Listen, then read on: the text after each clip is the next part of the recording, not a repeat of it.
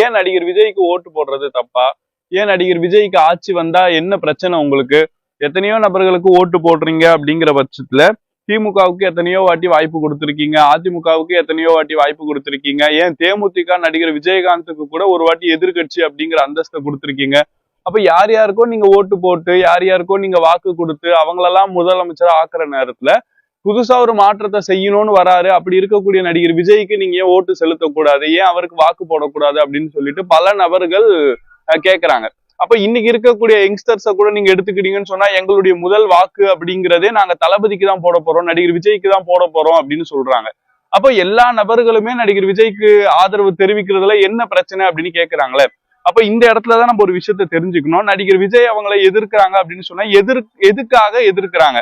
இன்னைக்கு இருக்கக்கூடிய ஆட்சி சரியில்லை அப்படிங்கிறதுக்காக நாங்க இன்னொருத்தரா தேர்வு செய்ய போறோம்னு சொல்லிட்டு யாரும் விஜய்க்கு ஓட்டு போட போறோம்னு சொல்லல. அப்ப எல்லாருக்குமே இருக்கிறது என்னம்னா, ஒருத்தர் திமுக வந்துருச்சு, அதிமுக வந்துருச்சு, புதுசா ஒருத்தர் வரட்டுமேங்கிறதுக்காக விஜய்க்கு ஆதரவு தெரிவிப்போமே அப்படின்னு சொல்லிட்டு சில நபர்கள் இருக்கிறாங்க.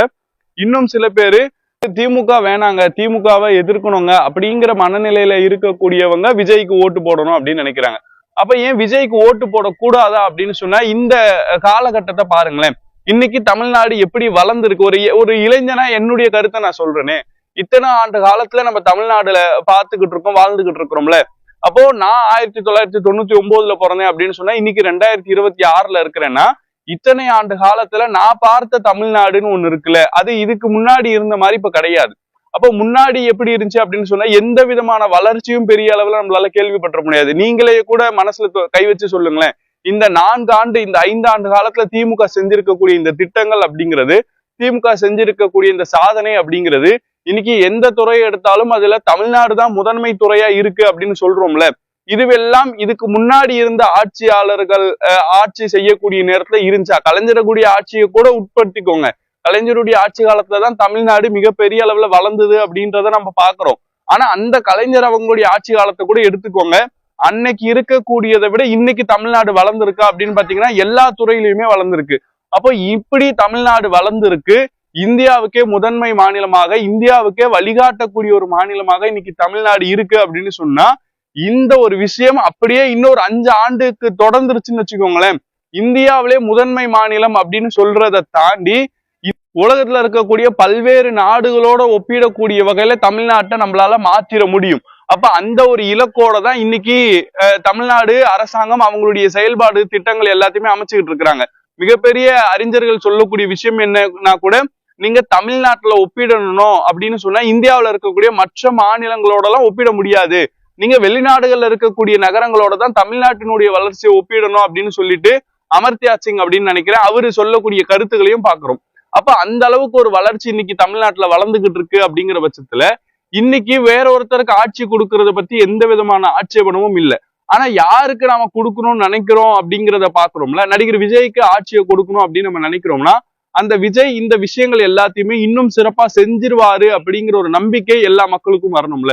கட்சி ஆரம்பிச்சு 2 வருஷம் ஆச்சு, 3 வருஷம் ஆச்சு, நாங்க 3வது ஆண்டை கொண்டாடிக்கிட்டு இருக்கிறோம் அப்படின்னு தாவேகாவினர் சொன்னா கூட, 3 ஆண்டு காலத்துல நீங்க தமிழ்நாட்டுக்காக செஞ்ச விஷயம் என்ன அப்படின்னு பாத்தீங்கன்னா, ஒரு 2-3 ஆர்ப்பாட்டம் நடத்திருக்காங்க. இதை வச்சு ஆட்சியை கொடுத்துட முடியுமா? இல்லாட்டி நாங்க இந்தந்த விஷயங்களுக்காக ஒன்றிய அரசாங்கத்தை எதிர்த்து குரல் கொடுத்திருக்கோம், அதனால நீங்க எங்களுக்கு ஆட்சியை தந்துருங்க அப்படின்னு சொன்னா அதை நம்ம ஏத்துக்க முடியுமா? எந்த விதமான ஆர்ப்பாட்டத்திலையும் மக்களுக்கு உதவி செய்யல, எந்த விதமான பேரிடர் காலத்திலையும் மக்களுக்கு உதவி செய்யல. ஒன்றிய அரசாங்கத்தை எதிர்த்து எந்த இடத்திலையுமே கருத்து சொல்லாத நடிகர் விஜய் அவங்க நாளைக்கு ஆட்சிக்கு வந்ததுக்கு பிறகு அவருடைய சொத்துக்களை முடக்கிறோன்னு ஒன்றிய அரசாங்கம் ஒரு விஷயத்துல அவரை நிர்பந்திக்கிறாங்கன்னா, அவரு பாஜகவினுடைய பேச்சை கேட்டு போயிட மாட்டாரு அப்படின்னு நம்ம எப்படி நம்புறது? அப்ப இன்னைக்கு தமிழ்நாடு வளர்ந்துகிட்டு இருக்கு. தமிழ்நாட்டுல இருக்கக்கூடிய மாணவர்கள் சாதனை புரிஞ்சுக்கிட்டு இருக்கிறாங்க. தமிழ்நாட்டுல இருக்கக்கூடிய மாணவர்கள் மற்ற நாடுகள்ல போயிட்டு பணியில சேர்ந்துகிட்டு இருக்கிறாங்க. இப்படிப்பட்ட ஒரு வளர்ச்சியான மாநிலமா தமிழ்நாடு மாறிக்கிட்டு இருக்கும் பொழுது, எந்த விதமான அடிப்படை அரசியல் புரிதலுமே இல்லாம இருக்கக்கூடிய ஒரு தலைவருக்கு, நடிகர் விஜய்க்கு எப்படி வாக்கு செலுத்துங்க அப்படின்னு சொல்லிட்டு உங்களால கேட்க முடியுதுன்றதை யோசிச்சு பாருங்க. இதுவெல்லாம் ஒரு பக்கம் அப்படின்னு சொன்னா, மற்றொரு பெரிய பக்கமா இருக்கிறது, அது ஒரு தனி வீடியோவாவே நம்ம போடலாம், அந்த அளவுக்கு இருக்கு. என்ன, தாவேக்காவை யாராச்சும் ஒருத்தவங்க விமர்சனம் செஞ்சுட்டாங்க அப்படின்னு சொன்னாலே அவங்க 200 ரூபா வாங்கிட்டு பேசுறாங்க அப்படிங்கிறதா இருக்கட்டும். இல்லாட்டி அவங்க செய்யக்கூடிய எந்த விமர்சனங்களுக்குமே அவங்களால சரியான முறையில பதில் தர முடியல அப்படின்னு சொன்னா அவங்களுடைய குடும்பத்தையே போயிட்டு விமர்சிக்கிறதா இருக்கட்டும். நடிகர் விஜய் ஒரு தப்பை பண்ணா இது தப்பு தாங்க அப்படின்றத ஏத்துக்கிற மனப்பான்மை கூட தாவேகாவினருக்கு கிடையாது. விஜய் ஒரு தப்பு பண்ணிட்டாருன்னு சொன்னா இதுவெல்லாம் ஒரு தப்பா, இதுக்கு முன்னாடி நீங்க செய்யாத தப்பான்னு சொல்லிட்டு அதை ஜஸ்டிஃபை பண்ணக்கூடிய வேலையை தான் இன்னைக்கு தாவேகாவினர் செஞ்சுக்கிட்டு இருக்கிறாங்க. அப்ப இவங்களை கட்டுப்படுத்தக்கூடிய செயல்பாடுகள்ல கூட தாவேகாவினுடைய தலைமை ஈடுபடாததுதான் அதுல இன்னும் பெரிய வருத்தமா இருக்கு. அப்ப யாரு எந்த தப்பு பண்ணாலும் அவங்க மேல நடவடிக்கை எடுக்கணும் அப்படிங்கிற ஒரு விஷயம் கூட இன்னைக்கு தாவேகாவினர் கடைபிடிக்காம இருக்கிறாங்க. அதை தாண்டி தாவேகாவினர் மக்களுக்கு எந்த அளவுக்கு இடையூறு செய்யறாங்க, பிறந்த நாள் கொண்டாட்டம்ன்ற பேர்ல ரோட்டை மறிச்சுக்கிட்டு அவங்க செய்யக்கூடிய விஷயமா இருக்கட்டும். விசில் சின்னம் வழங்கப்பட்டுருச்சுன்றதுக்காக எங்க வேணாலும் யார்கிட்ட வேணாலும் போய் விசில் அடிக்கலாம். ஏன் விசில் அடிக்கிறத காவல்துறை அதிகாரிகள் வந்து தடுக்கிறாங்கன்னா விசில் அடிக்கிறது கூட சட்டப்படி குற்றம் தான் தெரியுமா உங்களுக்கு? மக்களுக்கு இடையூறு ஏற்படுத்தக்கூடிய வகையில பப்ளிக் பிளேஸ்ல நின்றுகிட்டு ஒரு 50 பேர் விசில் அடிச்சா அதுவுமே பப்ளிக் நியூசன்ஸ் தான். ஆனா காவல்துறை அதிகாரிகள் வந்து கைது பண்ணிட்டா ஆளுங்கட்சி எங்களை அடக்க பாக்குது, ஆளுங்கட்சி எங்களை பார்த்து பயப்படுது அப்படின்னு சொல்லிட்டு திருப்பி அதுக்குமே திமுகவை தான் விமர்சிக்கிறாங்க. அப்ப இந்த மாதிரியான விஷயங்கள் எல்லாம் இருக்கக்கூடிய நேரத்துல இந்தியாவில இன்னைக்கு எத்தனையோ பிரச்சனைகளை முஸ்லிம்கள் சந்திச்சுக்கிட்டு இருக்கிறாங்க. அந்த பிரச்சனைகள் எதுவுமே இல்லாம முஸ்லிம்கள் தமிழ்நாட்டுல மகிழ்ச்சியா இருக்கிறாங்கன்னு சொன்னா அதுக்கான ஒரே காரணம் இங்க இருக்கக்கூடிய ஆட்சி தான். இந்த ஆட்சி அப்படிங்கிறது நாளைக்கு போயிருச்சு அப்படின்னு சொன்னா வரக்கூடிய வேற எந்த ஆட்சியா இருந்தாலும் சரி அவங்க முஸ்லிம்களை இந்த அளவுக்கு பாதுகாப்பாங்கன்ற நம்பிக்கை முஸ்லிம்களுக்கே கிடையாது. அதனாலதான் திமுகவை கண்ணை மூடிட்டு மக்கள் ஆதரிச்சுக்கிட்டு இருக்கிறாங்க. ஒருவேளை தாவேகாவினர் வெற்றி பெறணும், ஆட்சி அமைக்கணும் அப்படின்னு இருந்தா அதுக்கு இன்னும் பல ஆண்டு காலம் தாவேகாவினர் உழைக்கணும். அப்படி உழைக்கிறாங்களான்னு பார்ப்போம். உழைச்சாங்கன்னா கண்டிப்பா ஆதரவு தெரிவிப்போம்.